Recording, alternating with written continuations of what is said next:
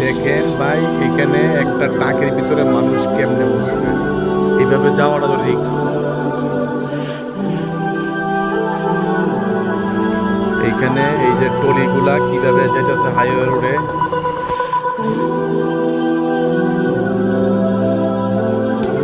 তা আমি কুমিল্লা যাইতেছিলাম, তা আমার শাশুড়ি অসুস্থ, ওনাকে দেখতে যাইতেছিলাম।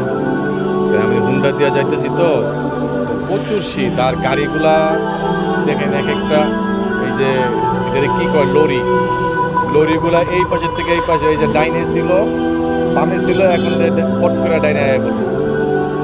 এভাবে তো প্রচুর রিস্ক। তো আমরা এখন যদি বাইকে যারা যাই, এই যে আবার মাইক্রো চাপ মারতেছে, দেখতেছেন কি অবস্থা।